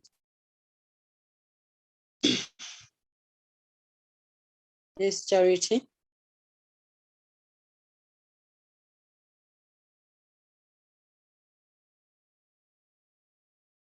So here we are going to make pros and cons lists to explain the benefits and drawbacks of asking your grandmother for video game advice. So someone to read for us this number one. Yes, Lynette.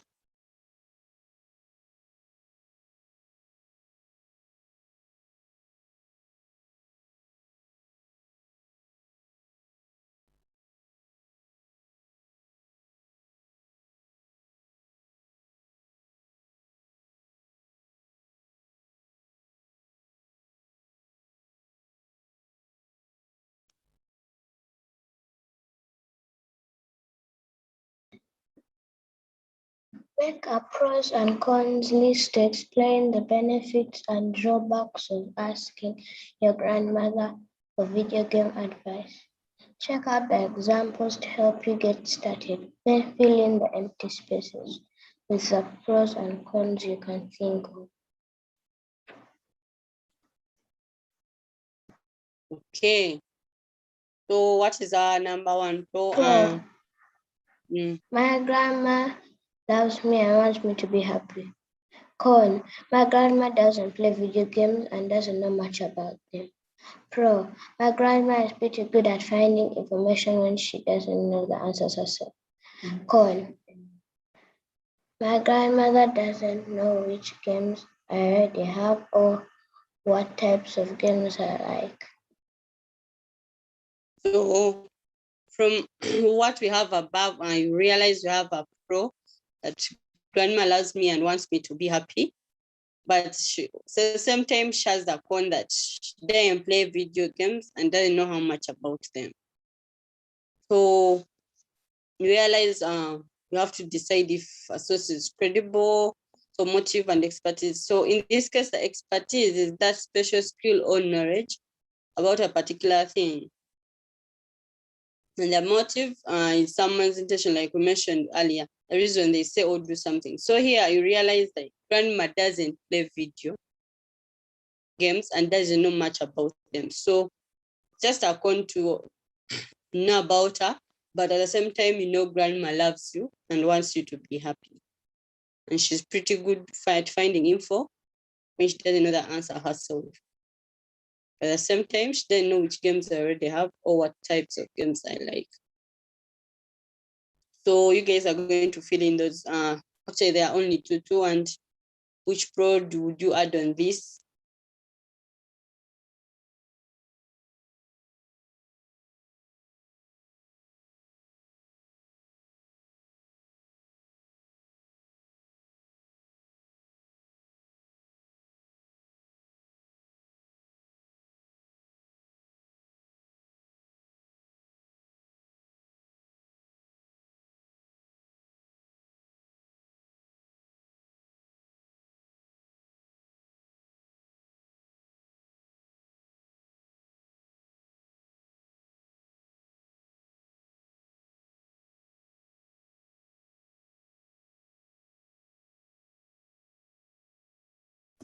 Hello.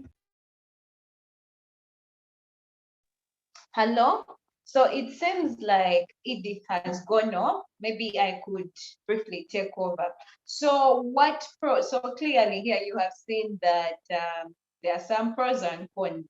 Number one, why would you ask your grandmother some advice on video game? Like Amira, what would make you ask your grandma advice for a video game? A pro is an advantage, a con is a disadvantage. So here we had a look at some of the pros and the cons. So Amira, why would you tell your grandma, why would you ask your grandma some video game advice?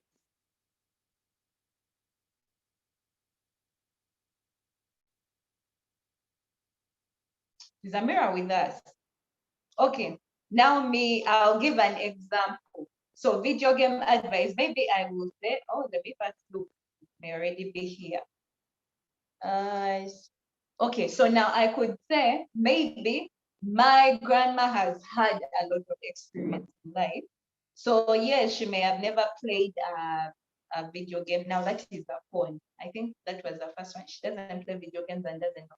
Okay, yes, she may have never known how to play a video game. But now if I'm asking my grandma, maybe she has had a longer life and she knows beautiful experiences. So she could maybe recommend, I could try out adventure, or maybe she would say, maybe what other thing?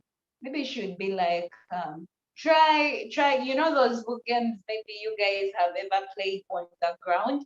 Those games nowadays are all pretty much in apps and what. So she could maybe suggest a game that I've never played. Nowadays, kids don't usually go out to play. So, but you could find it in an app. So maybe that is a pro. She has more experience in life and she knows more games than me, though they may not exactly be in video games. So Amira, is there any pro you can think of? Amira? Okay. Lisa, any pro, why would you ever tell your grandma, like ask her for video game advice? Why would you ask her for video game advice? She might have games that we've never played before, and they might be fun. Yes, actually, because nowadays all games she has ever played are most likely on video game, on an app, something like that. And any con, why would you not tell your grandma? I'm sorry, I haven't been hearing you well. I've been having problems with the microphone. Oh, okay. So I was asking you for some pros. Why would you ask your grandma to play? Like, why would you ask her for video game advice? Because she knows me from the day I was born. She can tell me which game I know or which game I'd like to play. That is a nice pro because she may know when you are 3, you like playing with this, so she will know that. Then any cons for not telling her that, not asking her? She might not be remembering the game or remembering how I was. Why? Because she's getting older. So Lisa, any cons for not telling your grandma? You gave us a pro, but any cons now of not asking your grandma for advice? He might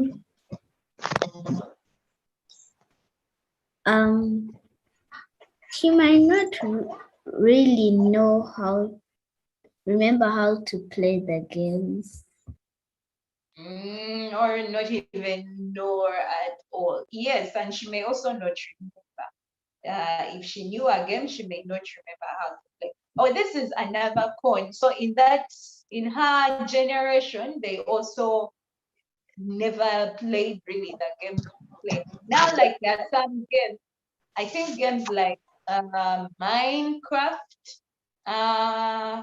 how is it called? Minesweep? I don't know.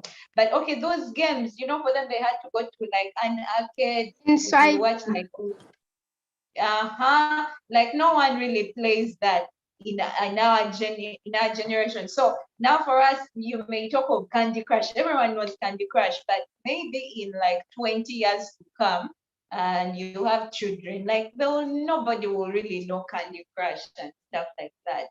So that is so. So what we are going to do is we are going to create something like this. Make a pros and cons list to explain the benefits and drawbacks of asking your grandmother how to be a better soccer player. So for better soccer player, I will start with, okay, so Jesse. Jesse, why would you ask your grandmother on how best to play soccer? Why would you ask her? Give us a pro and a con. A pro being an advantage, a con a disadvantage.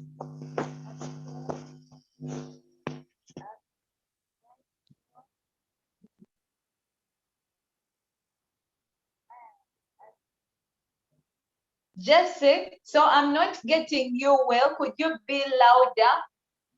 A bit louder, please. Come again, louder. The reason why You would ask her. I would ask her is because I've liked video games since I was No. Now this one is for soccer player. Why would you ask your grandmother on advice to play soccer? I'd ask her to play because it's my favorite sport. No, because it's your favorite sport. So how is that? Why do you think, for example, if you had your father and your grandmother, why would you choose to ask your grandmother for soccer playing advice rather than your father? That is like what it is. I'd ask my grandmother because I want to show her how I do I want to show her how I do I want to show her how I do my soccer play. Yeah, but this time you are asking her for advice on how to play soccer better. Why would you, for example, choose your grandmother over your father? Like, why would you? Because obviously your father is like stronger. Now this is, I'm giving you a con. Your grandmother is not as strong. So why would you choose her for soccer playing rather than choosing your father to give you that advice? I'll choose my grandmother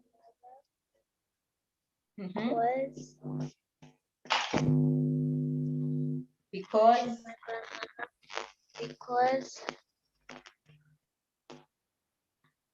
I want to see if she knows football. Okay, you would want to see if she knows football. So any con for maybe not really asking her?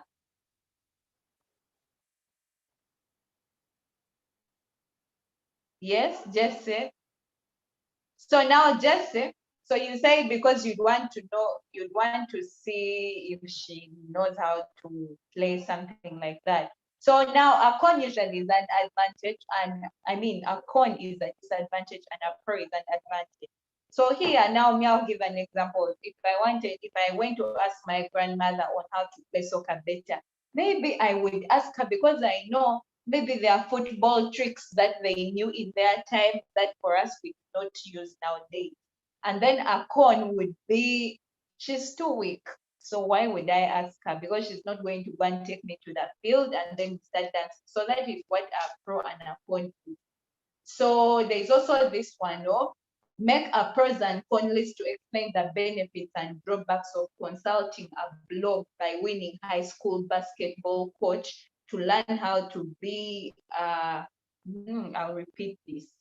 So here we are supposed to explain the benefits and drawbacks of consulting a blog by a winning high school basketball coach on how to be. Oh, so here it's saying going to a basketball coach to ask him how to teach you soccer. Lisa, why is there any pro on why you would want to ask a basketball coach on how to teach you how to play soccer? Would you think of anything? Well, he might Yes. know a bit of soccer. Is that a pro though? Like, because it's giving two scenarios. Supposing there's a soccer coach and then a basketball coach. Why would you go for the basketball coach instead of going for the soccer coach? I'm not sure. Okay. Mira, Anyone? Yes, Amira? Amira. Yes.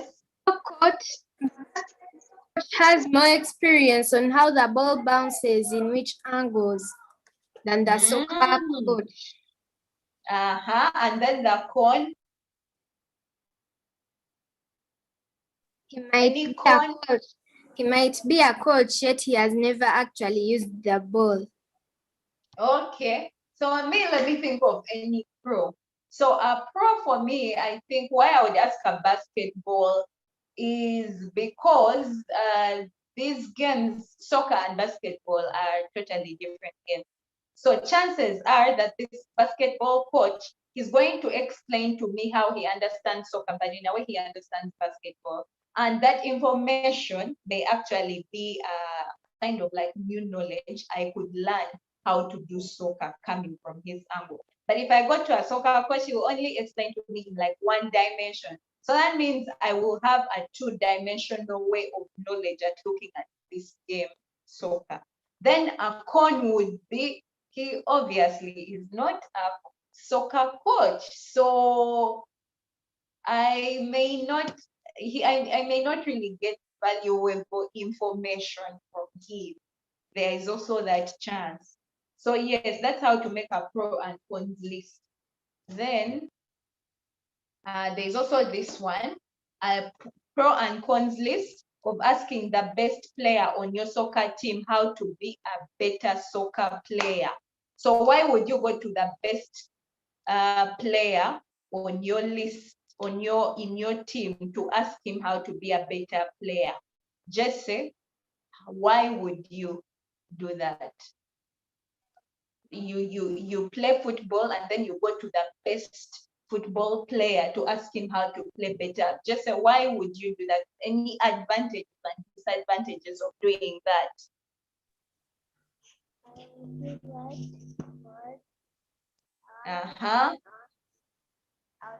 I'll do that because I want to see how many tricks I've learned and how many tricks he has learned from the coach.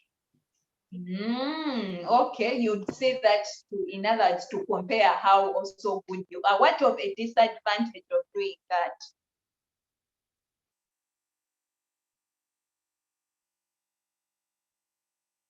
Just say any disadvantages of asking the best soccer player on how to become like him. You know, why would you not? I would ask him because Yes. I'd ask him so I can learn more from him. And then I go to the coach and show him. Okay. So if I think of Amira? a phone, yes, Amira. the best soccer player has learned more tricks of playing soccer than you have. So Yes. you want him to teach you Yes, the yes. tricks And that then you don't know. yes, and then any con. He might not know the tricks that you know and make you a worse player than you already are. Yes.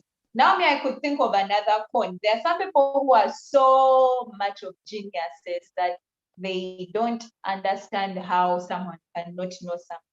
So when you go to a soccer player who is the best, he may try to teach you something and it's like, you don't even know this. What do you know?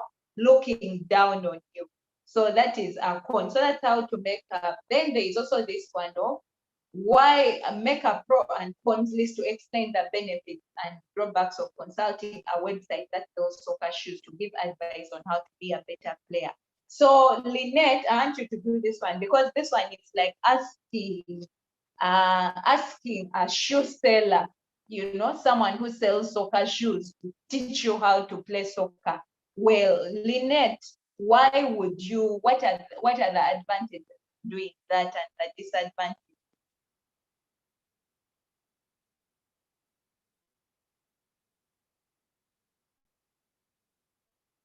Yes, Lynette. Lynette, Amira, are you there?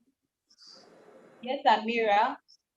the website knows which kind of shoes are good at scoring and which kind of shoes are not good at scoring.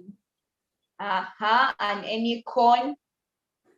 It might have no idea of what soccer is, just selling shoes. Exactly. So, yes. So now, have you guys heard of the shoes called Nike? Do you know that sports brand called Nike? Any of you? Yes. Okay, I think Yes. I think some people call it Nike, but it's Nike.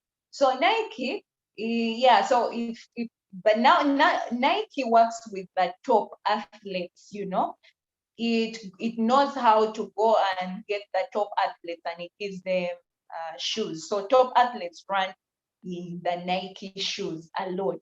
So that is why I think the brand has been able to build, because everyone knows anyone who puts on Nike shoes will definitely win that race.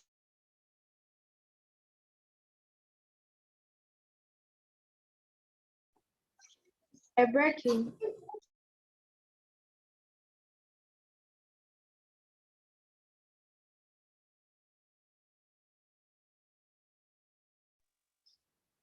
Hello, are you hearing me? No, Am I you are, audible? you are breaking. Sorry, I hope I'm now audible. Yes, so Amira said that. So when you go to someone who sells shoes, they'll definitely tell you the best shoes to buy. However, they will probably not know anything much about the soccer tricks and all of that. So there is also this one of make a pros and cons list to explain the benefits and drawbacks of watching videos that teach soccer practice techniques to learn how to be a better soccer player. Like, for example, why would I go to YouTube to watch how to be a better soccer player? What are the pros and cons in that one? Amira, Yes, Amira. YouTube gives you the exact steps of how to play soccer. Yes, and then any con? It might give you the wrong steps. Lisa, Yes, can I give Lisa. a con? Yes, you can give a con. The con for learning from YouTube is that you may make something wrong. There's no one to show you the right thing to do in physical. Yes, you don't have a teacher to tell you that this is wrong, this is correct. The teacher is only that just teach, not to take your answers and all that. So I see Jeremiah. Jeremiah, could you give us any pro on learning to play soccer from YouTube? Any pro?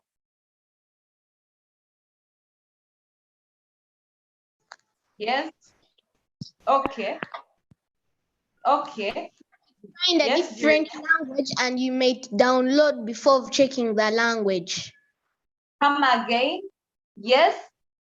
You may find a different language before you download, but sometimes some people forget to first check the language and they download. Yes. So it's possible to download videos on YouTube. So where you may go in a place and think, okay, yes, I have internet and all that.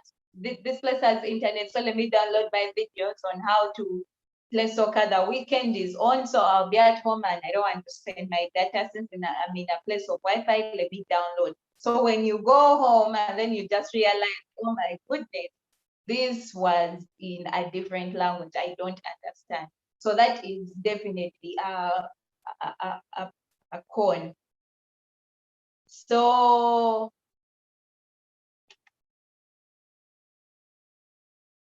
yes, pro and cons list. Okay. So here, well, is there, okay. Okay, yes. So this particular, do you guys remember what this particular lesson, the name was? Do you? Anyone? Yes? Lisa. Yes, Lisa, what was I'm going to try, and I think it's pros and cons. Okay. Okay, pros and cons. Okay, yes. So when you can see down there, it says, is that really true? That was what this lesson 3 was. So the one I came on to teach at first was, do you know who you're talking to? So after knowing who you're talking to, is that really true? Is that what they have really told you? So when you make a pros and cons list, so now this one encourages you to want to talk to someone and ask, but you have to make a pro and cons list to say, is this person, now if I go to my grandma to ask her advice on social media, you know, should I choose my grandma or should I choose my father? So who am I going to choose? Those. So a pro and cons list helps you decide what exactly to do. Because yes, you can maybe have suspicion that this person is a scam, but after knowing that this person is a scam, what exactly, what next then, you know? I may, yes, I say doing backup checks, but when I go to do a backup check, like, and I go to ask someone, am I really asking the right person? So doing a pro and cons list helps you to weigh your options, and you may feel like, I think the cons on grandma are, they are fewer than the ones on you know, father. And yet you may have thought, okay, maybe father has more pros. So it just helps you weigh your options to say, okay, I think I'm going to end up with, you know, grandmother. And yet in your mind you feel like maybe father. But sometimes the things do not really look like the way they are. So making a pros and cons list helps you actually know who exactly you are going to approach to for any help and advice. So in lesson 3, what have you learned, Amira?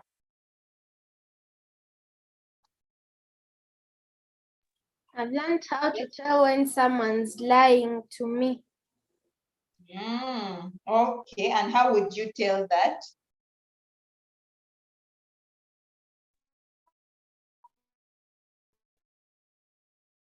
By their bodies. Yes? Yes? By their body movements. Okay, by body movements. Okay, that's nice to know. Lisa, what have you learned?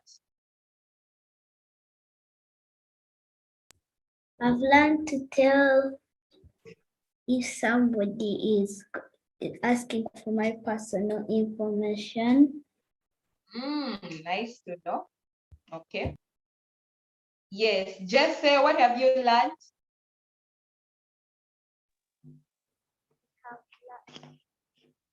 I have learned to tell is I have learned to tell if someone is going to steal my code and to tell if I really know them or if they really know me. Okay. So Jeremiah, what have you learned in today's class? I've learned how to know if someone is lying and also Okay. if someone is tracking me or wants to bring harm to me. Oh, okay. That's beautiful. Lisa, no. Lynette, what have you learned? Lynette, what have you learned? Okay, me, I'll tell you what I've learned in today's class. So I have learned majorly that not everyone online is actually telling the truth, and you don't have to just bring out your personal information just like that. Then I have also learned that as you're doing background checks on people, you need to go and ask the right person, because sometimes you're going to go and ask someone and they are not able to help you, and you may take their advice and yet it's not the best advice, yet there is someone better who can help you to create better choice. So you make a pros and cons list to decide who better you can learn from, who better you can give advice. Amira, I see your hand up. Yes. I've learned the different ways people can use to take your personal information. Which are? Convincing you that you're beautiful, telling you that they are your friends, or Yes. telling you that they are your relatives. Yes. So definitely, yes. So Lynette is saying, I learned to identify if the person I am talking to is actually what they say they are. Exactly. And then when you're not sure on what they say they are, make sure you ask the right person, because if you ask the wrong person, they're going to give you the wrong kind of advice. And by the way, a pros and cons list is a very good thing for everything, in not just this particular, it can even, you can use it at home. I want to sleep and I want to, should I sleep or should I go and must do the dishes? So you can make a pros and cons list. If I sleep now, or I first go and wash the dishes, what are the pros and cons? So you could say, for example, if the pro is if I sleep now, I'm going to be so relaxed after, then I can go and do the dishes. The cons in that is, supposing a visitor comes and I've not done all the dishes, and then I don't have anything to offer them.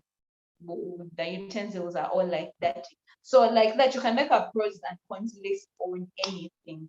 So you guys, it was very nice having you here today, and I believe you will come tomorrow. And if you learn something from this session, please carry your sibling tomorrow, and also tell your neighbor, and also go and spread whatever you've learned, because we usually learn by teaching.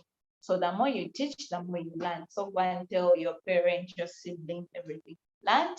And yes, so see you tomorrow, and bye. Bye, Amira. Thank you bye. for the lesson.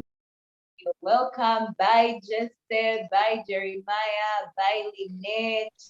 Bye. Yeah, see you guys tomorrow. See you.